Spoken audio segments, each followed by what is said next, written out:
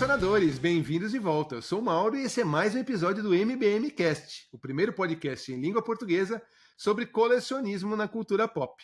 E o tema de hoje, nós vamos voltar a falar sobre Star Wars, mas um Star Wars recente, não é, doutor Helder? Como estamos aí? Tudo bem? Tudo certinho. Estou muito animado quando a gente definiu essa pauta aqui e realmente falar de Mandaloriano é trazer aí um certo frescor positivo para a saga Star Wars. Com certeza, com certeza. Então, tá aí. É o nosso episódio de hoje. Temos um belo cenário. Quer comentar? O que você acha? Vamos, antes da gente entrar no tema e antes da gente comentar e fazer a famosa chamada, que já ficou clássica no nosso episódio, eu queria agradecer aos nossos ouvintes, aos nossos fãs, que têm contribuído muito com a questão de sugestões, comentários, né, no feedback sobre os nossos episódios. Então, obrigado, realmente, isso nos ajuda muito a continuar aqui semanalmente, né, doutor Alves? Toda terça-feira aí, quase 50 episódios, toda terça-feira tá ali, né, um conteúdo novo. Então, muito obrigado. Para quem ainda não se inscreveu, eu vou pedir que se inscreva no nosso canal, continue compartilhando, especialmente com fãs, né? Com outros colecionadores que curtem também Mandaloriano e todos os outros temas que a gente fez nos episódios, que isso continua nos ajudando muito a trazer esse conteúdo diferenciado, instrutivo e de entretenimento para vocês aí, como eu falei, todas as semanas. Maravilha, tá bom? Então vamos lá, doutor Helder. Mandaloriano. Vamos situar Mandaloriano e depois a gente entra um pouquinho mais na questão das figuras, porque a figura, como a gente sempre fala, ele é o resultado de uma coisa bem feita, não é? E eu acho que a primeira pergunta que a gente tem que se fazer é: o Mandaloriano, ele pode ser considerado uma parte importante de Star Wars hoje em dia? Ou é aquela coisa episódios 7, 8 e 9 que não é... Como é que eu posso dizer? Para muita gente fala, não, deixa pro lado, porque isso aqui para mim não é Star Wars. Não é Star Wars. Vamos deixar de lado o 7, 8, 9, até porque 7, 8, 9, os episódios do cinema, sim, eles acontecem, sei lá, 20, 30 anos depois do final do Retorno de Jedi. Sim. E o Mandaloriano, dentro do contexto da série, são poucos anos depois do Retorno do Jedi. Sim. Se eu não me engano, são 7 anos. Sim. É uma coisa assim. Sim. 7 anos depois, então, o Império ele foi derrotado. Sim. Luke Skywalker tá lá, e a gente fica sabendo isso ao longo da série, né, principalmente da segunda temporada em diante, que ele tá lá reconstruindo a Ordem Jedi, a nova República se estabeleceu. Sim. E encontrando uma função para aquilo que sobrou do Império. Do Império. Né, porque sem dúvida. E eu gosto da série porque ela mostra que a derrota do Império não significa dizer a eliminação do inimigo ou toda aquela estrutura de dominação e poder que já existia, o que faz muito sentido, porque na realidade você teria isso de fato, realidade, mas se a gente pegar impérios que ruíram, eles ruíram ao longo de vários anos, não foi simplesmente do dia para a noite, então não é porque Darth Vader se sacrificou, matou o Imperador e eles explodiram a segunda estrela da morte que o Império terminou. Sim. E eu acho que esse é um dos grandes méritos da série, a meu ver, porque ele mostra as consequências, né, da derrota do Imperador, que era o símbolo máximo de controle, de dominação da galáxia, mas ao mesmo tempo tem lá os dissidentes. Isso, as facções imperiais que ainda resistem e que ainda agem em vários cantos da galáxia. Sim. Então você pega a nova república tentando se firmar também como um novo poder. Sim. de alguma forma, democrático, Sim. certo? Sim. O oposto daquele regime totalitário que você tinha com o Império. Sim. E surge... Você restabelece o Senado, né? Você tem, lembra que aparece aquela coisa do episódio 3, onde você tinha as representações, sim, e aí né, todo mundo opinando, votando, então isso foi restabelecido. Você percebe isso, né? Resgatar um antigo... Uma forma de governo. Exatamente. Você teve que, da mesma forma como... de governo seria democrático. Sim.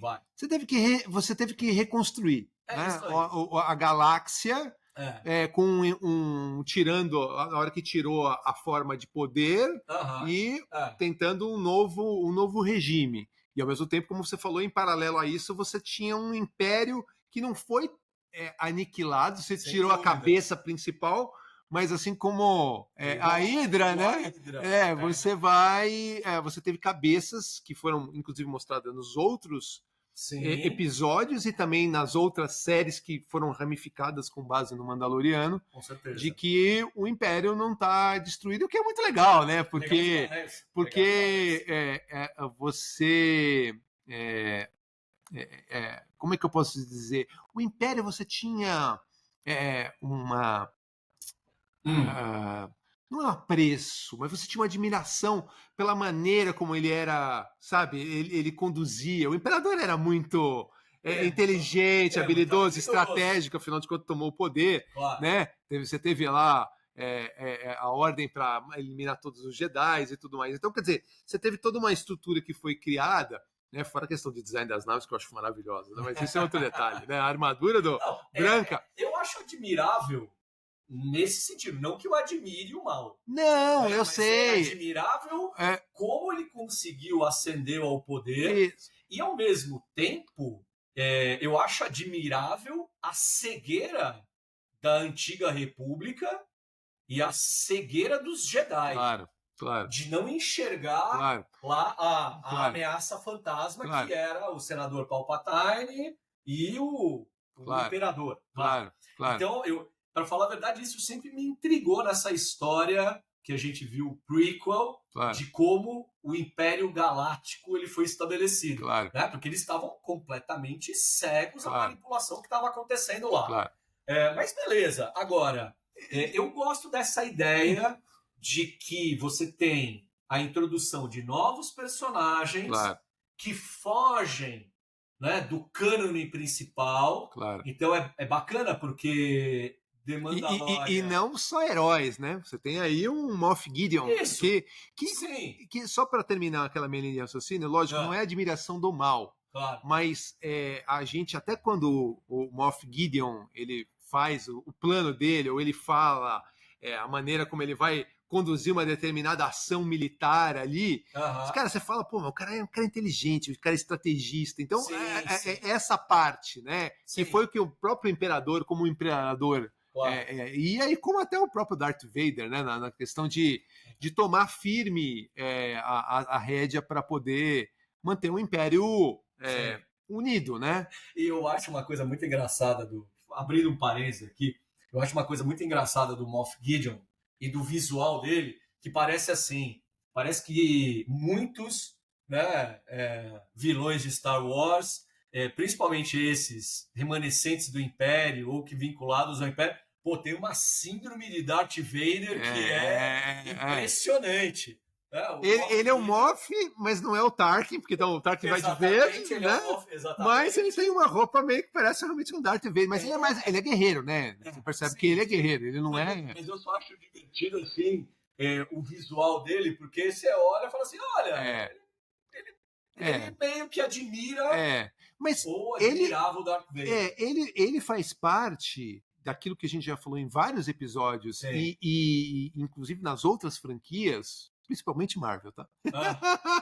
Não, mas falando sério, tô brincando, né? Tinha que estar cutucado, mas a questão de que não adianta você ter só um grande herói, né? O Batman também, o Coringa, tô brincando com Marvel, mas é óbvio que você pega no Nolan também é a mesma coisa.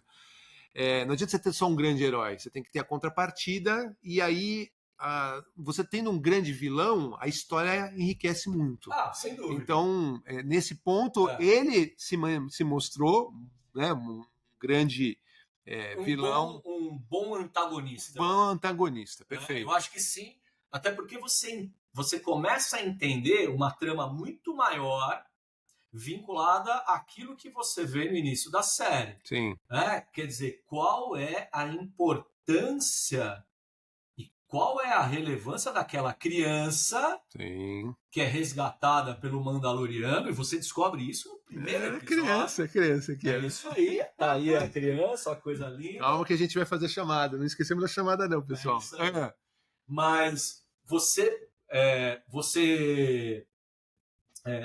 já tem, né, uma pista de que essa criança ela é importante para esses remanescentes do Império, tá? Tanto que quem encomenda o serviço é um antigo oficial do Império, sim. certo? Por sinal, olha, me foge o nome dele, mas é um grande cineasta, putz, esqueci o nome dele. Que coisa. Eu não vou lembrar. Mas enfim, eu também não vou lembrar. Eu lembro daqui a pouco, aí eu falo. Mas, e ele faz uma participação especial, claro, que, por sinal, é a cena em que ele mostra o pagamento, né? O pagamento em barras de Beskar pro Mandaloriano, certo? E aí você fala assim, peraí, né? O Império ele tá vivo ainda dentro das entranhas da Nova República. Sim. Certo? E eu acho que isso é muito legal, porque é a primeira série live action de Star Wars. Sim. Isso eu acho fundamental a gente comentar, porque...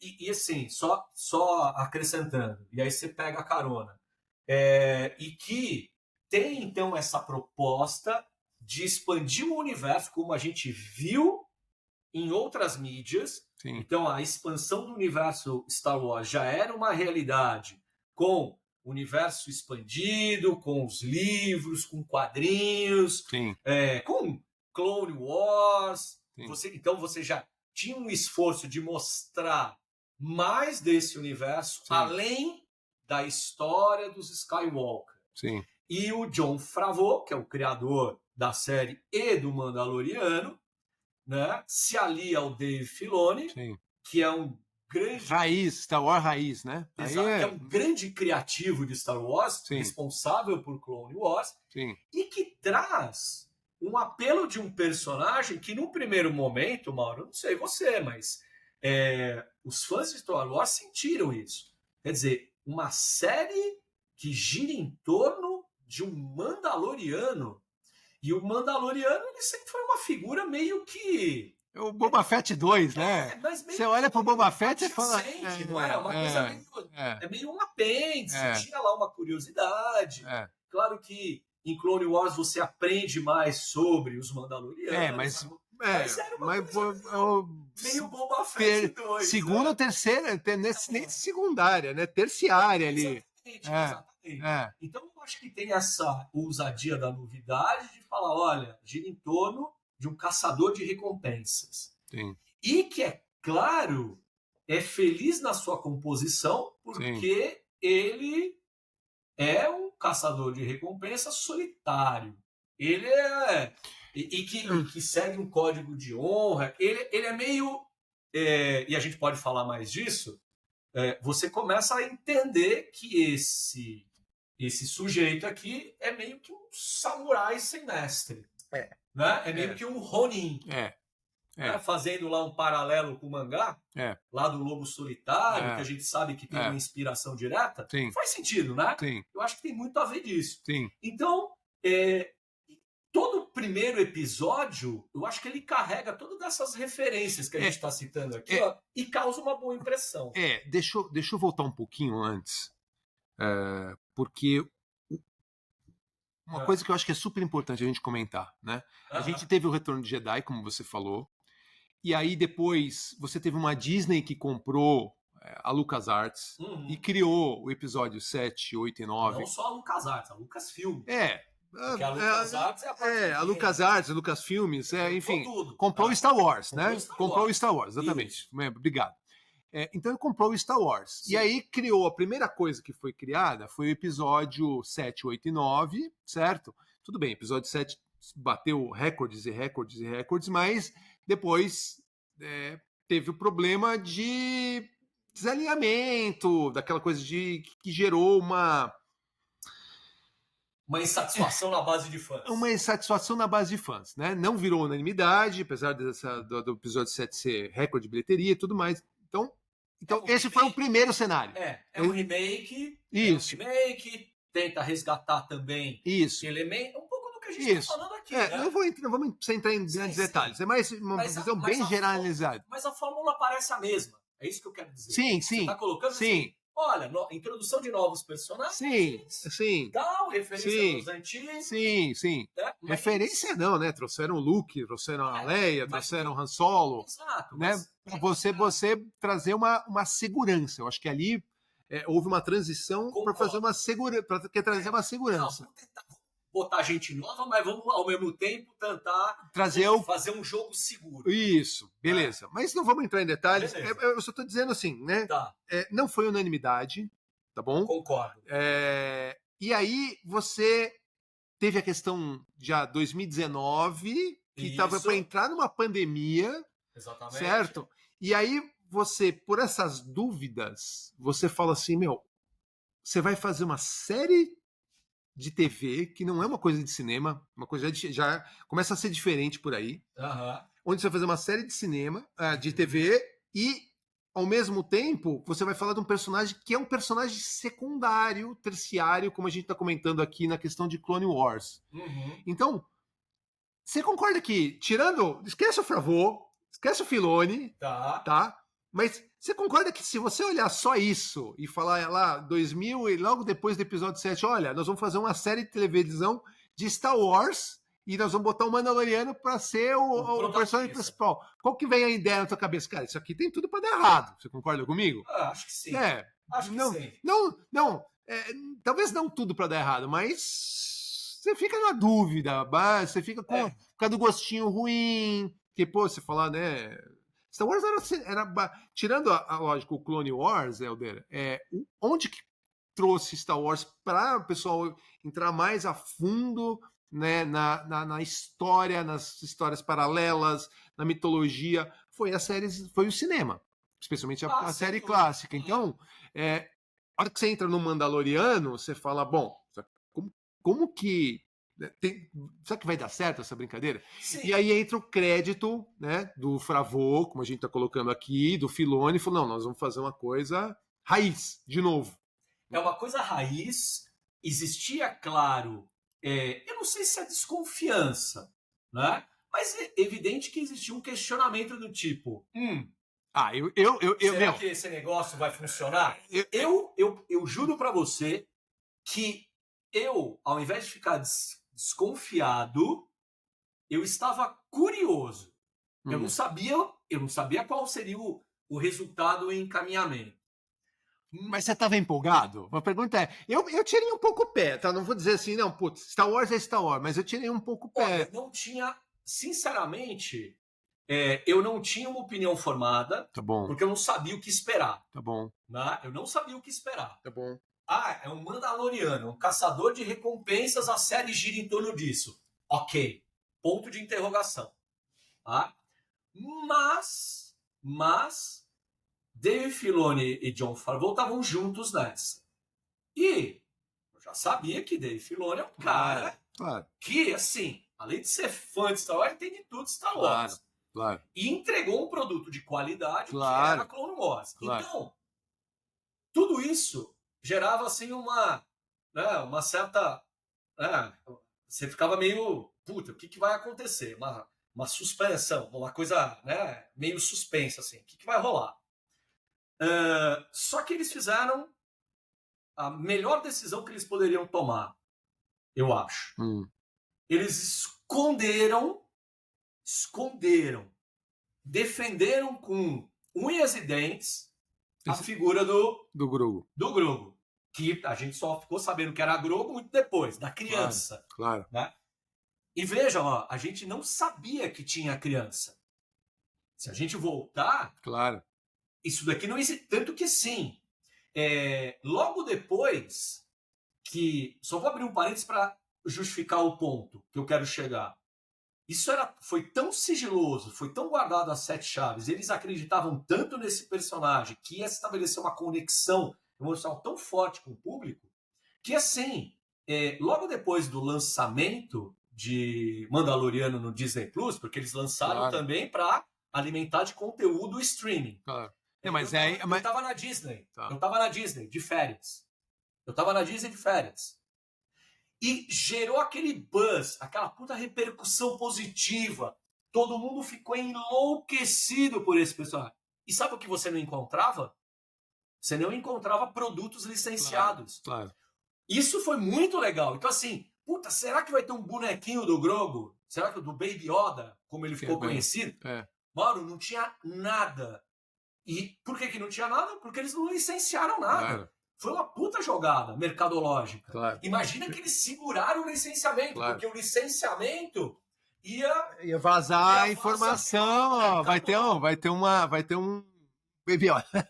Vai ter um Baby Yoda. E, cara, quando vai o primeiro episódio, você tem aquela cena totalmente western, faroeste no início do episódio, que é o Mandaloriano cumprindo uma missão. Sim. Aí ele recebe a outra missão. Quando ele vê, e nós, né, tomamos a perspectiva dele, quando ele vê o berço, e dentro do berço tem essa figurinha frágil, e que lembra o Mestre Yoda, nesse momento... Você capturou ali uma... Cara, você pegou todo mundo. Porra, pegou todo mundo. E eu lembro que eu pensei, porque foi aí que eu pensei. Claro que não sei se todos fizeram a mesma conexão, mas naquela hora, pensei comigo. Falei, cara, isso aqui é Lobo Solitário. Isso daqui é igual o mangá. Eu falei, é o Ito Ogami, o samurai sem mestre, com a criança. O Daigoro, né, que é o filho dele, no caso, e esse vai ser o filhinho adotivo. Não, ele decide proteger. Quando ele toma aquela decisão, ele mata o IG-11, né? Lembra? Sim. É o IG-11, ele dá o tiro de blaster, tal, e você sacou que toda aquela conduta dele de cumprir a missão tá comprometida porque, de alguma forma, ele falou, peraí. Claro.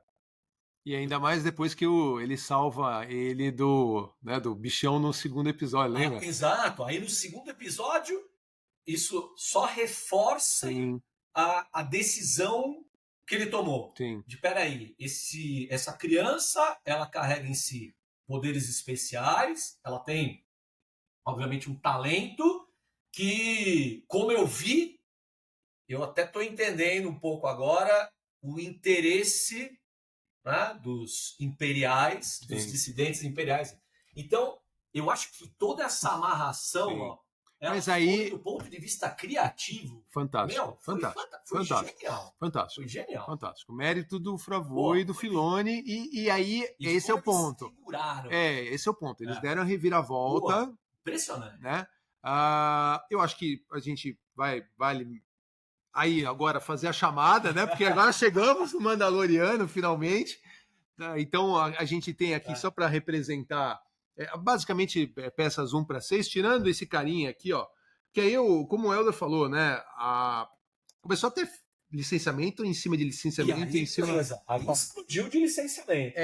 Isso aqui, para quem não tá olhando o vídeo, né? Tá só nos acompanhando por áudio. Isso aqui é uma peça também, é Hot Toys, ó. No cantinho aqui tem a marca dela aqui, ó, Hot Toys. Tá bom? É uma linha deles... parecida com Funko. Chama Cos Baby. Então aqui você tem o Baby Yoda. Essa é uma versão que ele tá com o Nob, né? Que é aquela bolinha da nave que ele tira. É o tipo do manche. Isso, é tudo manchezinho. Mas tem ele com o pratinho que ele come lá, parece um sapinho, né? Alguma coisa assim. Sim. Tem uma versão dele também no Hoover, exatamente como está mostrado aqui, ó. né? Tá. Assim, esse aqui seria o Hoover, né? Que é o bercinho que você falou, ele chama... É a questão do Hoover. Ó, tô até tirando aqui, ó. Pronto. É muito legal, cara. É muito legal essa peça. Deixar mais de perto para quem tá vendo. Isso aqui, pessoal, é um set só, tá? É essa versão aqui do Mandaloriano. Exatamente. A versão Deluxe maravilhoso. De quando ele já tá com a armadura de Beskar. Né? E tem todos esses acessórios, lança-chamas, olha que legal, ó, pra você colocar no braço dele. São duas versões do Grogu, uma delas com ele em pé e a outra dentro do Hoover. Você tem aqui as Fênix, né, que são os mísseizinhos que ele solta lá, inclusive para salvar logo que ele vai resgatar o Grogu. Depois que ele deixa, ele fala, não, volta aí e resgata ele. Sim. E tem o backdrop, mochila com jatos também. Que obviamente você desconecta, certo? Isso. E você pode. Você desconectar. Você inclusive pode. Aquilo que é legal, Helder. Você pode inclusive desconectar aqui, ó. Tá? Isso aqui você encaixa na arma dele, ó. Como se fosse um tiro. É efeito de tiro. É muito legal. Bacana. É uma boa sacada. E é magnético, né? Isso daqui. Né? Isso daqui, a mochila dele aqui, o jato, você conecta nas costas Eu acho muito legal essa figura, ainda mais ela que vem com as placas de Beskar. Sim. Porque você entende um pouco também de quem é o Mandaloriano. Sim. Quando ele toma a atitude de salvar o Baby Yoda, o Grogu. Sim. Mas ao mesmo tempo ele leva lá o pagamento dele por aquilo que ele não entregou. Então isso é muito legal. Né? E como o Beskar também tem um significado importante dentro da cultura dos Mandalorianos. Então, você tem aí uma primeira transformação do personagem, eu vejo. Né? Então, quando ele vai lá para a ferreira com The Armor. Isso, né? A armeira, na verdade. A armeira. E com as placas, e ele, né, faz a armadura de Beskar, ele se transforma em algo diferente também. Sim. É legal esse simbolismo, eu acho. Sim. Né? Então, a partir do momento que ele assume a responsabilidade por proteger a criança, ele também ele continua sendo caçador de recompensas, mas ele é um caçador de recompensas agora diferente. Sim. Porque ele leva consigo... maior nível, né? Ele mostra... O Beskar é como se fosse... Não é só recompensa, mas ele faz questão de mostrar para os outros mandalorianos, assim, olha, eu cheguei nesse nível. Exatamente. Parece que existe um reconhecimento de status mesmo. É um status social entre a cultura. Sim. Né? E não à toa, ele não abandona a vida de Mandaloriano. E eu gosto muito disso... Sim.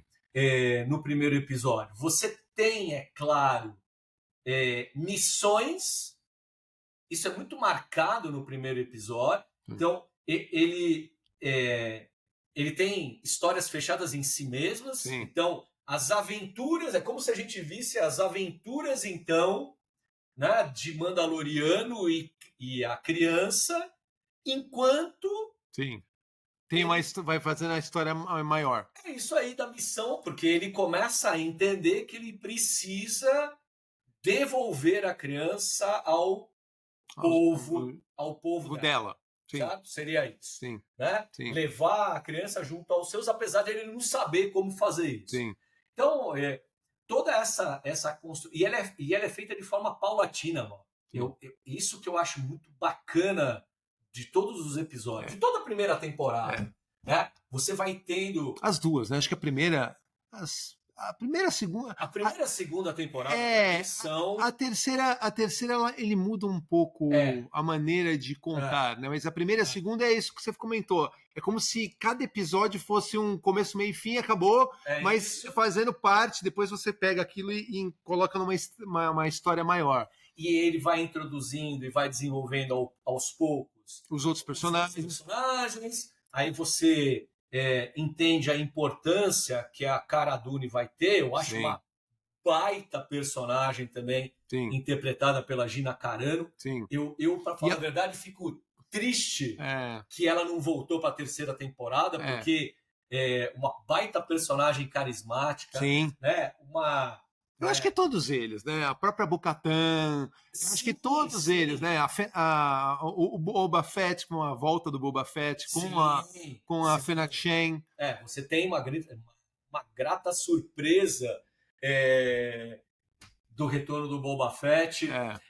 E vejo também o esforço do Filoni, do Favreau, de tentar dar uma maior nobreza e uma maior complexidade para o personagem. Então isso... Você começa a admirar mais, né? Eu não admirava.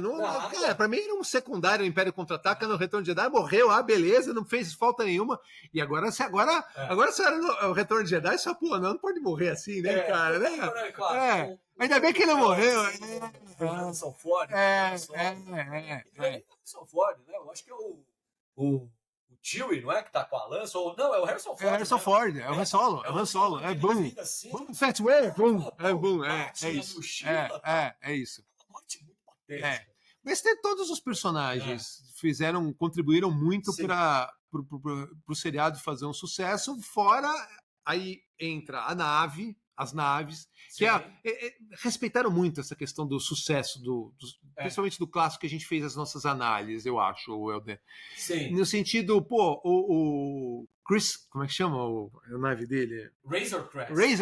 Razor Crest é lindíssima. Pô, é demais. Lindíssima nave. É uma lata velha igual a Millennium Falcon. Mas você tem um carinho especial. Exato. Então você tem isso, tem a questão... Eu acho essas rimas, essas rimas de narrativa, essas rimas visuais, eu acho isso super bacana. Cara. Porque assim, veja, Razor Crest, ela é introduzida e ela... Eu acho ela mais legal, inclusive, do que a nova, né? Que é aquela... Parece aquela nave do episódio 1 da Ameaça Fantasma. Que o Anakin invade a base lá. Exatamente. Eu também. Eu ainda não me acostumei com essa... Eu ainda acho que volta. Em alguma hora eu acho mais igual. É como encontrar um cargueiro igual a Millennium Falcon. Mas ainda bem que você não falou uma coisa que eu achei que você fosse falar. Do quê? Eu acho a Razor Crest, eu falei... Ainda não, mas eu curti.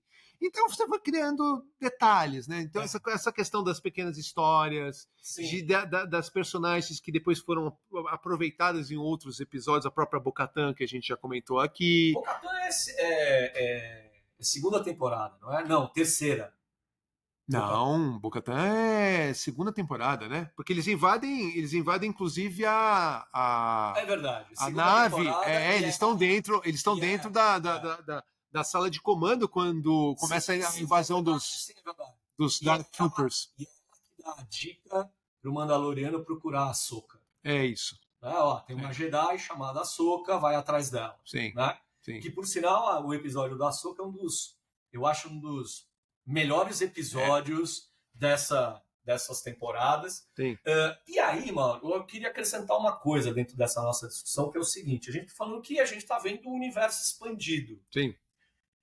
E, apesar, vamos colocar aspas nisso que eu estou falando, apesar de ser uma série de TV, o que poderia correr um risco dessa série diminuir, veja se de você diminuir a grandiosidade que é Star Wars, no que diz respeito a você, né? A fantasia no espaço. A fantasia no espaço. E eles resolvem isso muito bem em todos os episódios, porque nas aventuras do Grogu com o Mandaloriano, você tem acesso a diversos planetas, a diversos povos, e você tem cenários muito majestosos. Claro, isso eu ia comentar. A parte de efeitos especiais, ele é muito bem feita. Você pega ali nos primeiros episódios, quando ele faz aquele ataque com isso daqui, ó. são os Fênix, lembra? Sim, sim. Pô, você já fala, não, peraí, eles não estão fazendo uma coisa meia boca, não. É uma. As naves chegando nos planetas, aquela coisa bonita. Eles realmente capricharam e mantiveram a qualidade de como se fosse um filme de cinema. Exato. Tanto que você se questiona até, em alguns momentos, assim, pô, esse negócio foi feito em locação. Esse negócio aqui não é possível. Eles devem ter gasto muito dinheiro nisso. Sim. Porque nas cenas do deserto, ou naquela cena maravilhosa em que a Ahsoka, naquele episódio da Ahsoka, que ela enfrenta a Morgan para descobrir, né, ela tá atrás do Thrawn, e tem todo aquele templo que lembra, né, muito a cultura japonesa e tal. Você fala, é tudo muito majestoso, tudo muito grande. Você fala, cara, de onde que eles filmaram isso? Claro. O próprio sabre de luz, né? Quando ela liga os dois sabres de luz, é muito bem feito. Aquela cena da floresta. Eles falam assim, parece locação. E aí, quando você descobre que tem a ver com a tecnologia que eles desenvolveram para a série, isso para mim ainda fica mais interessante. Sim. Porque cabe falar, né, pro pessoal, não sei se todo mundo sabe disso, que eles desenvolveram uma tecnologia mesmo. Nova para poder fazer isso. Estava comentando nos bastidores. Nos bastidores, né, que a gente estava falando disso, né, que eles chamaram de volume. Sim. The Volume. Que é exatamente para dar essa ideia de grandiosidade, de espaço, substituindo a tela verde. Então, assim, não tem mais tela verde. Para quem nunca ouviu falar, a gente fez questão só de separar o que é esse volume. É uma tecnologia da Industrial Light and Magic. Sim. E pensa que é um círculo, como se fosse um domo. Sim. Um domo, ele tem 20, quer ver? 23 metros de diâmetro. Olha o tamanho disso. Sim. E ele é totalmente construído com luzes e telas, painéis de LED. E o bacana é que eles projetam as imagens dos cenários, dos diferentes mundos e tudo mais. Sim. Então, por isso que você consegue a qualidade do material que a gente está falando. E que parece cinema, mas não é. E eu fico imaginando o quanto que isso, de fato, ajudou os atores. Não é só os atores, né? Mas a interpretação, no sentido de que, assim, se você pega... Não tem a tela verde, que você fica muito maluco. Não tem igual as prequel de Star Wars, episódios 1, 2 e 3, que o George Lucas, ele obrigava os atores a interagir com nada. Aí aqui não. Você consegue enxergar aquilo que você está fazendo, com espaço, com distância. Exato. Você tá em Tatooine.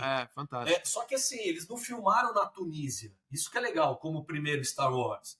Não, eles estão no estúdio, só que dentro do volume. Claro. Né? Então você tem aquelas cenas grandiosas da cidade e tal, que dá uma baita perspectiva de campo, do ponto de vista, né, da cinematografia mesmo, da filmagem. Claro. Né? Você tem profundidade de campo e você olha para aquilo e você fala assim, você como ator, você não olha para a tela verde, você já olha para o cenário mesmo e você consegue... Eu acho que é um processo mais imersivo. Exatamente. Interativo e imersivo. Eu acho isso também. Legal. Né? Então, eu acho isso maravilhoso para garantir esse universo expandido aqui que a gente está falando. Já que a gente está falando também de universo expandido, Helder, e já estava falando da Ahsoka, é super interessante que, óbvio, teve um sucesso depois, né? A gente, aqui, só pra gente... a gente falou do Moff Gideon, mas... Falamos do Moff Gideon, falamos do Boba Fett aqui atrás. Deixa eu tirar, vamos tirar um pouquinho só ele daqui à frente, ó. Tá vendo? Aqui tem o Boba Fett, e aqui você tem uma outra representação que eles não só... Quer dizer, não era só o Mandaloriano, mas você colocou toda a linha do Mandaloriano. Aqui a gente tem o Death Watch, mas aí você sabe, tem os vários outros que apareceram, inclusive, naquela horda do primeiro da primeira temporada, né? Quando ele foge da cidade. Sim. Lembra que o Carl Weathers... Essa cena da fuga, quando ele tem a ajuda dos Mandalorianos, eu acho demais. Porque você percebe que assim, porque Mandalore ela foi destruída. Sim. Teve lá, ó, The Purge, né? Que o Império destruiu o planeta. Sim. E você não sabe quem sobreviveu, quem não. Então, assim, será que a cultura mandaloriana se perdeu? Sim.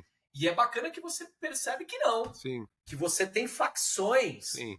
Que você tem mandalorianos espalhados pela galáxia, Sim. pelo universo. Alguns mais radicais, outros Sim. nem tanto. Você pega a Ahsoka não, a Bo-Katan, que tira o elmo, né?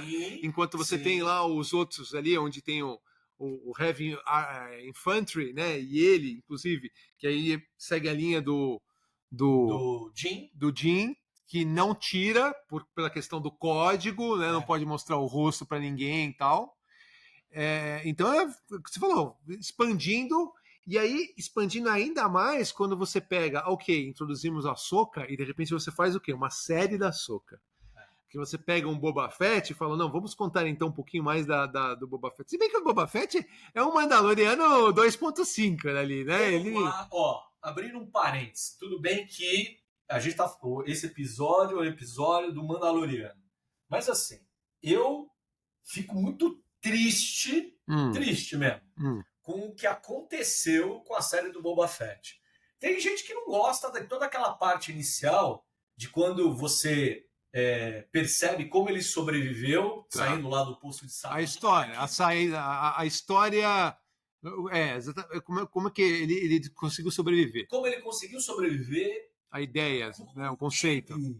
Ele foi acolhido pelo povo da areia.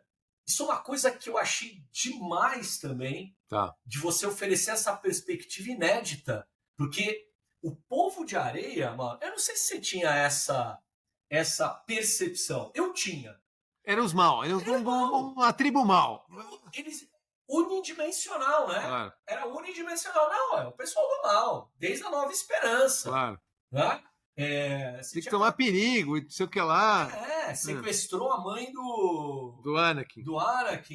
Né? De uma certa forma. Ficava atirando lá nos corredores, lembra que tinha lá o povo de areia atirando nos corredores? Exato.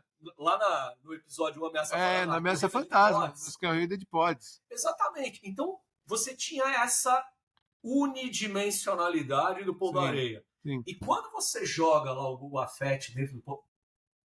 aquilo eu achei demais. Eu gostei muito de toda aquela parte da transformação dele. Sim. Dele também... ele deixar de ser quem ele era. Sim. Né? Dele ressignificar a vida dele também. Sabe o que me lembra toda aquela primeira parte? Não sei se você faz... Sabe Dança com Lobos? Eu ia falar justamente isso, cara. É o Dança com Lobos, Cara, é o Dança com Lobos de Star Wars. É o Dança com Lobos de Star Wars. É o Kevin Costner, né? Que era um soldado e que depois ele se encanta por uma outra cultura e ele se converte. E eu achei uma pena. Eu achei uma pena que eles... a impressão que eu tive é que eles não tinham muito para falar a respeito só do Boba Fett, e aí eles decidiram já dar um encaminhamento para as consequências da decisão que o Mandaloriano toma quando ele entrega o Grogu para o Luke Skywalker. Sim. Eu achei que foi assim, sei lá. É o que eu tô falando, é o Mandaloriano 2.5. Sabe o que pra mim faria sentido? Faz uma série mais enxuta do Boba Fett. Faz uma série mais enxuta. Eles não poderiam ter chamado, porque como os primeiros episódios eram do Boba Fett, eles não poderiam chamar Mandaloriano de novo, né? Não, o livro de Boba Fett, o livro de Boba Fett significa que você vai ver a história desse cara. Claro. Você vai ver como ele reescreveu, né, a sua própria história. Sim. Porra, isso é legal demais. Muito bacana. E isso se perde. Claro que eles tentam salvar isso no final, nos 2 últimos episódios, mas eu acho a solução meio desconjuntada. Também acho péssima, mas aí eu acho mesmo.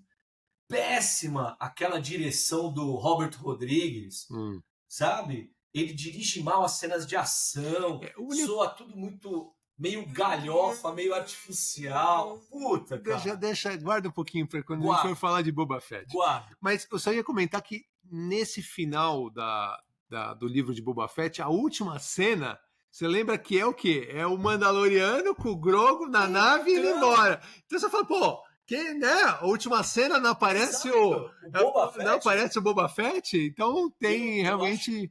Eu acho realmente é o Mandaloriano 2.5. E é uma pena, porque tem, obviamente, bons momentos, né? Por sinal, tem lá toda aquela passagem do Grogu com Luke Skywalker lá no planeta. Com a Ahsoka, que ainda tem a Ahsoka. Sim. Exatamente, tem lá a Ahsoka. Você escolheu o quê? A roupa ou você escolheu o sabre do Yoda? Não, vou escolher a mantinha. Até porque, sim, o Grogu olha para aquilo, o que o sabre do Yoda significa para ele? O sabre do Yoda não significa nada. Não, olha, é uma arma de um mestre Jedi. Isso é importante para o Luke Skywalker. Isso não é importante para o Baby Yoda. Com certeza. Não, isso daqui foi um mestre. Ele era bebê. Lá você sabe que ele estava lá no Templo Jedi, antes de ter a Ordem 66. Você descobre tudo isso. Mas assim, quem é o Yoda para ele? Nada. Então, assim, vou escolher o sabre de luz ou vou escolher a cota de malha de Beskar do meu pai? Vou escolher a cota de malha do meu pai. Ponto final.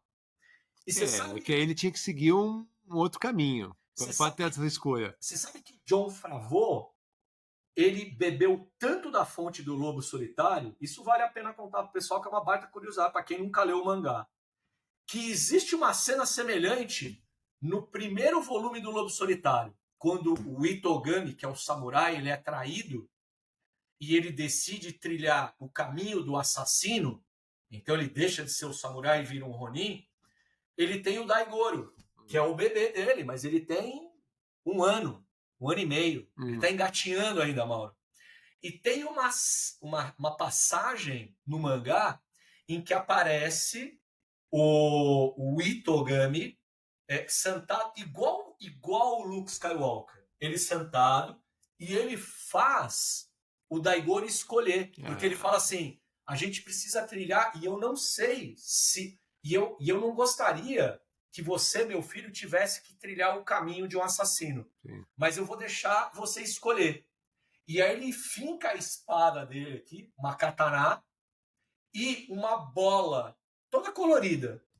E ele fala assim, você vai escolher. Se você escolher a bola, né, o teu destino já está traçado e você vai se encontrar com a sua mãe. A mulher dele, ela foi assassinada, né?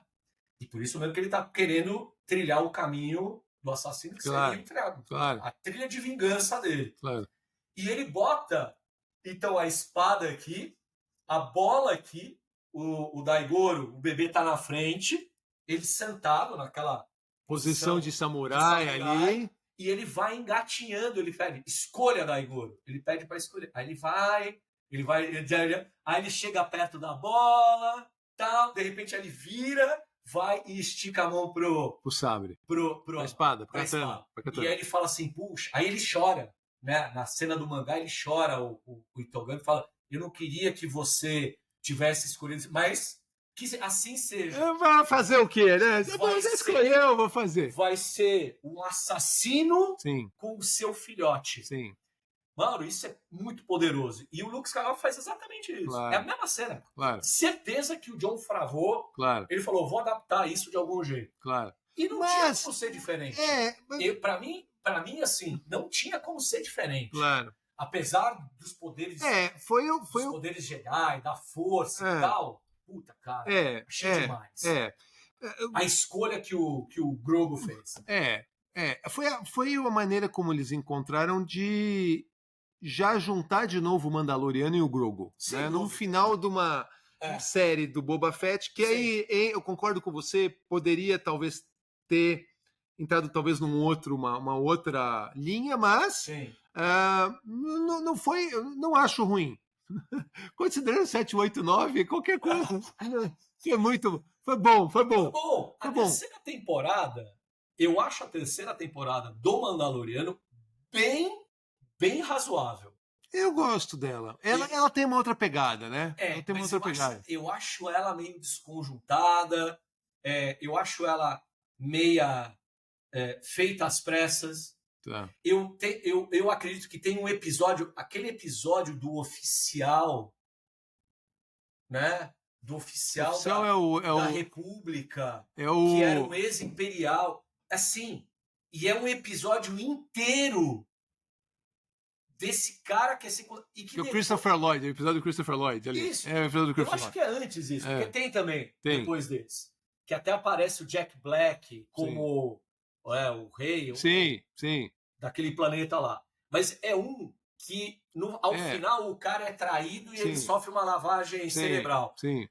Mas esse episódio serve para mostrar os membros da República e como a República também, ela não estava isenta de ter, sei lá, uma postura meio totalitária, impositiva de uma nova ordem e tal. Eu até entendo toda essa coisa meio política, mas eu acho extremamente aborrecido.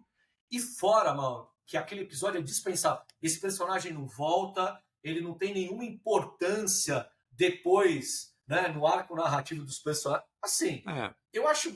Sim. Mas... a gente se empolga e vai pro final, mas volta um pouquinho, Alder. Primeira temporada e segunda temporada. Boa. Certo? Maravilhoso. O que você tinha comentado, a gente manteve esse cara em sigilo, né? Exato. É muito legal, pessoal. Olha aqui, ó. Maravilhoso. E aí...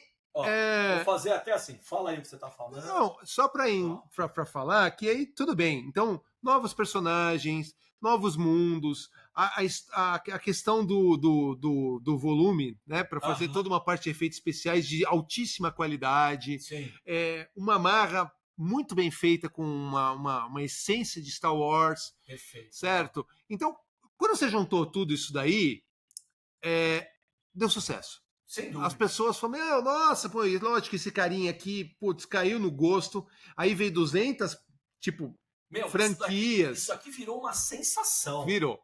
Virou uma sensação. Virou. Aí era bicho de pelúcia, era broche, era, sabe? E eles conseguiram, de fato, uma coisa que era necessária, né, Mauro?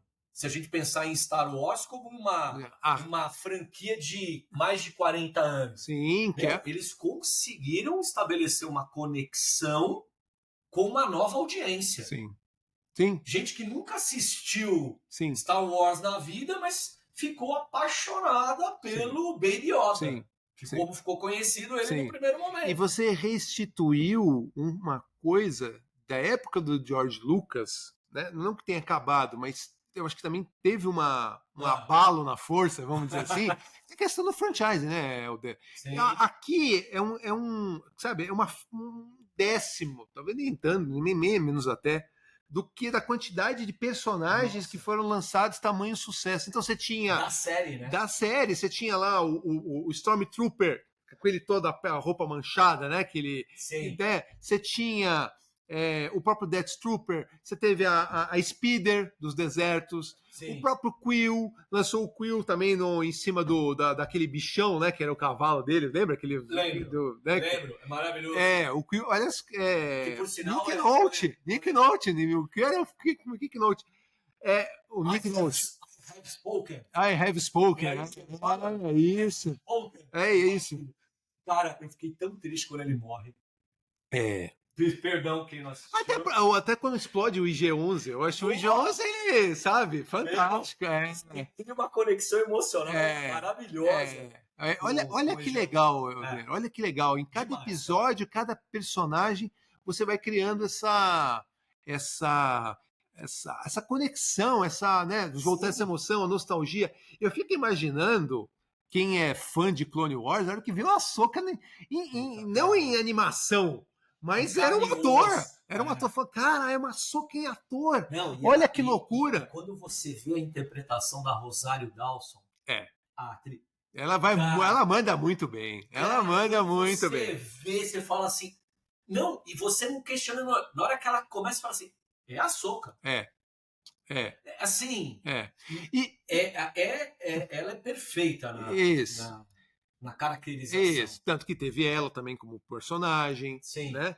Mas aí o que você falou também, que é super interessante, que é o seguinte, tudo que você lançava, a grande maioria das coisas vinha com um cara desse. Uma versão desse. Você precisa ter uma ideia, a Hot Toys ela lançou, sabe o quê? Os brinquedos dele. Você acredita?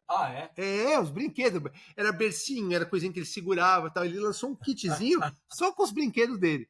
Então, lançou o IG-11, tá? E aí eu tô falando não só, lógico que eu tô colocando num cesto, mas você teve estátuas, você teve articulados menores. Aí entra... A Aero Studios lançou uma linha enorme, um 10 também. Um 10. E aí vai camiseta, e aí vai broche, vai boné, e aí vai... Vai todo o pacote completo. Vai o pacote completo. Então, quer dizer, você teve uma... Sim. Você voltou com um franchise muito forte em cima disso. Né? Eu acho que sim.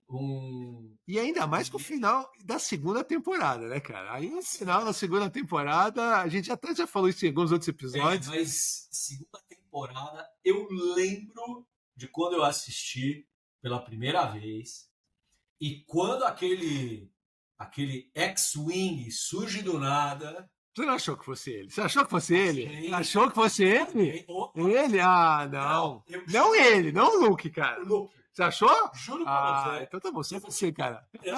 Juro pra você. Eu falei assim, ele vai aparecer. Porque quando eu vi aquele X-Wing, assim, velhão, naquele estilão antigo, eu falei, certeza. Além do que, eu falei que eu tinha certeza. A cena é muito bem filmada, cara. Eu falei assim, quando ele se comunica no planeta, tem a cena, né? Que ele estabelece uma conexão. Claro. Ele na pedra ali, o Grogu naquele planeta e tal. Falou com o Luke Skywalker.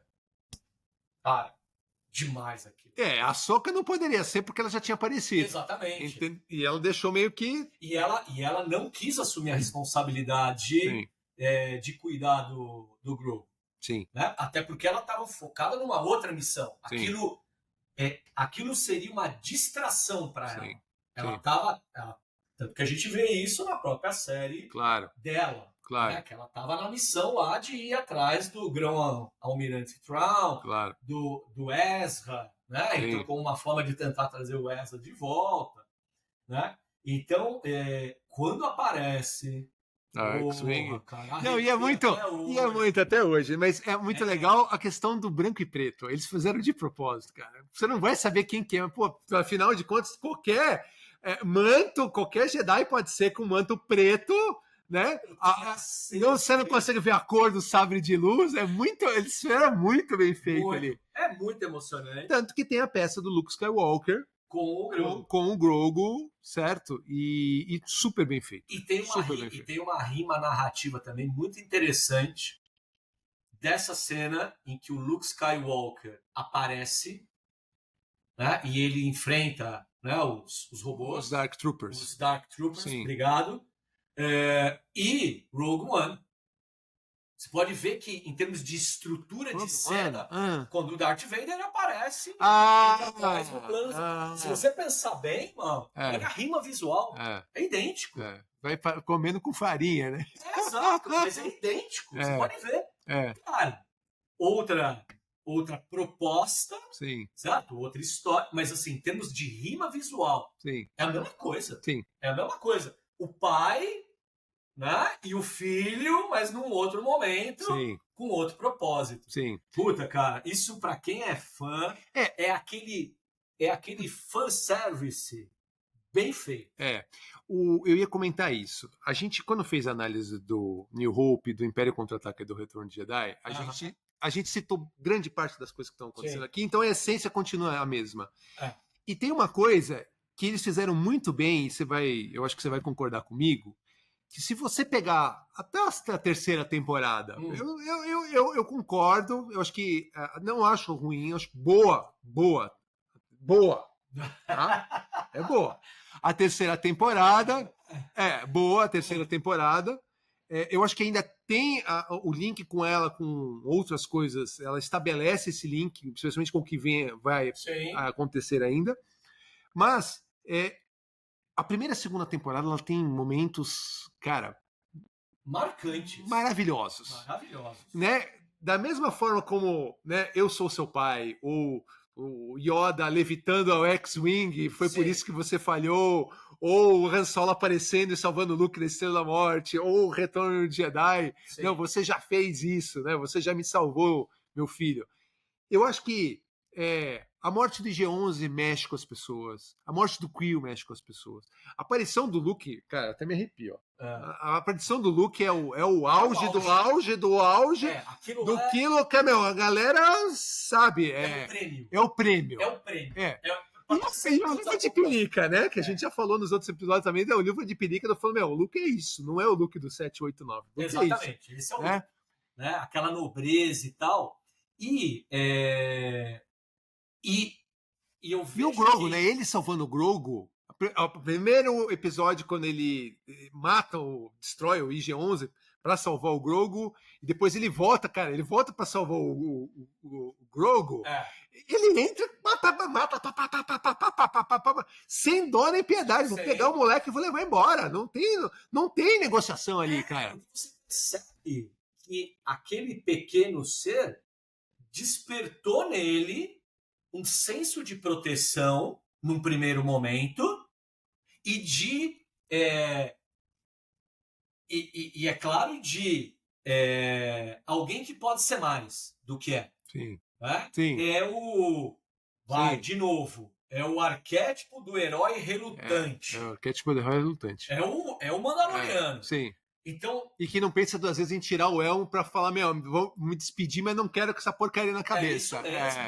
Ou quando ele toma aquela decisão para saber onde o Grogu tá, lembra quando ele... em um dos episódios que ele entra numa facility, numa fábrica ali, uma fábrica imperial, sim. Que ele tem que tirar o capacete, sim. Que é a primeira vez que ele faz isso. Sim. É a primeira vez que aparece o rosto, né, do Pedro Pascal. Exatamente. Porra, naquela cena ele se despiu dos valores, para você ver como ele repensa a vida dele pela empatia que ele tem. Ele mudou os valores por conta disso. Porra, demais, cara. Então, é um senso de proteção que evolui, Mauro, para um senso de paternidade. É verdade. Porra, isso é demais. Para quem tem filho, e para quem tem filho, você se identifica total. Porque assim, é aquela coisa de, eu faço tudo se precisar. Eu me sacrifico. Por ele e ponto final. Sim. E você vê essa construção ao longo das 2 temporadas. E eu só queria fazer essa ressalva, porque você falou da terceira, você gosta mais do que eu gosto menos. Sim. E eu sei por quê. Porque você, tanto na primeira como na segunda, você, claro, vai trazendo elementos, vai avançando na história, vai tentando justificar. E eu entendo o que é isso.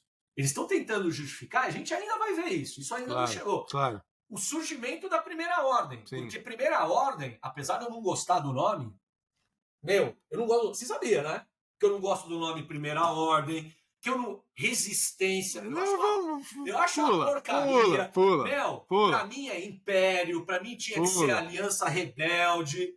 Eu sou desse jeito. Pula, senão a gente não acaba esse episódio e ainda vai entrar na parte ruim da história. Mas fechando o raciocínio. Tá. Mas, sabendo-se que eles estão construindo tudo isso e fazendo as referências, aquilo que a gente sempre gosta de falar.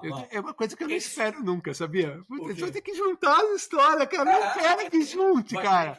Eu sei, vai ter que juntar. Eu sei, é inevitável. É inevitável. Thanos, é inevitável. É inevitável, exatamente. Tem que conviver com o episódio 9. Pô, vai ter que juntar uma parte boa com a parte ruim. Tudo bem. Não dá. Dá. Mas eu acho... Vou até tomar uma água. Ele tá nervoso. Vou até tomar uma água. Por isso que eu bebo. Por isso que eu bebo água. É isso aí. Mas a primeira e a segunda temporada, elas são muito satisfatórias no seu arco narrativo. Sim. E eu sinto que o livro de Boba Fett, não precisamos entrar nesse mérito, mas a terceira temporada, elas são mais frágeis Sim. do ponto de vista da história, porque eu não sinto que tem uma preocupação de evoluir uma história centrada naqueles personagens. Sim. Parece que não. Agora a gente tem que deixar a ponta solta para depois, e seja lá o que é esse depois. Sim.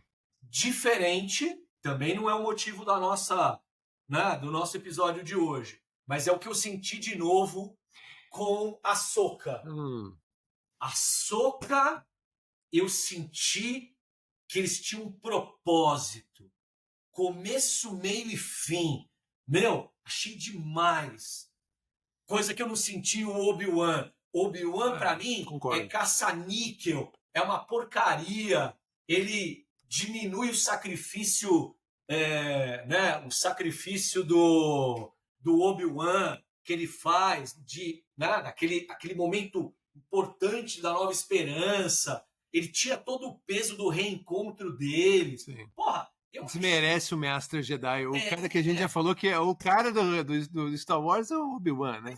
Isso, pô. E aí depois você percebe que ele já conhecia a Princesa Leia. E parece que essa conexão não existia no Nova Esperança. Olha, meu pai sabe que você serviu a ele e tal nas guerras. Enfim, eu tô me desviando. Muito bom. Até porque eu fico pé da vida com essas coisas, né? Mas a primeira e segunda temporada entregou uma mitologia. Você gosta muito de falar disso também, Mário? Eu concordo com você. Entregou uma mitologia nova dentro daquilo que já era conhecido. Eu acho que expandiu, né? Como a gente vem falando, assim. Fez mas aquela coisa de uma renovação. Claro. Isso foi só um fundamento. Mas com frescor mesmo, que fala assim, que legal. Claro. Que legal que esses personagens, a sensação que eu tenho é que legal que esses personagens eles existem dentro dos universos particulares deles agora dentro do universo maior que é Star Wars. Excelente. Muito bom.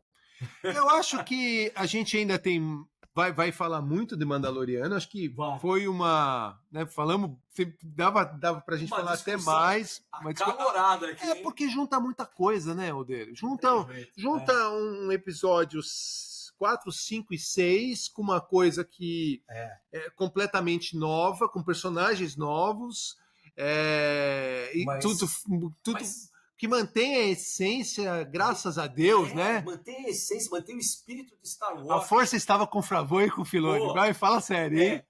No Dave Filoni e o Favreau, a gente pode confiar. Graças a Deus. E a Ahsoka, ainda a gente vai fazer episódio de Ahsoka.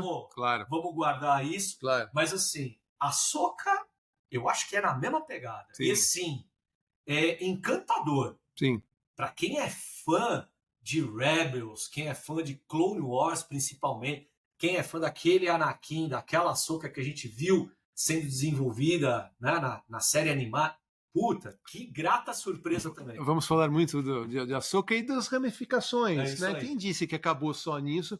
Tem já se fala muito na questão do filme de cinema do Mandaloriano, onde terminaria uma trama ali, que talvez aí faça essa junção com a Primeira Ordem. Como é que... Espero que seja os 30 segundos finais, tá? Não vamos, vamos se estender muito nessa parte aí. E vai ter um filme novo, tudo bem que não é pauta para agora também, vai ter um filme novo com a Rey. Mas aí deixa quieto, vai. Fala a verdade. Tudo que a gente ainda vai falar, a gente ainda vai falar muito bem desse cara aí. Tá bom? Isso aí. Pessoal, super obrigado, né? Helder, como que a gente te encontra nas redes sociais? @TheOneCollector lá no Instagram, no YouTube e vai lá, tem um monte de coisa de Star Wars na loja do The One Collector na Amazon. Tem Mandaloriano lá na loja? Pra falar a verdade, eu não coloquei ainda não, mas eu vou acrescentar algumas coisas boas para vocês. Pode deixar. Bom.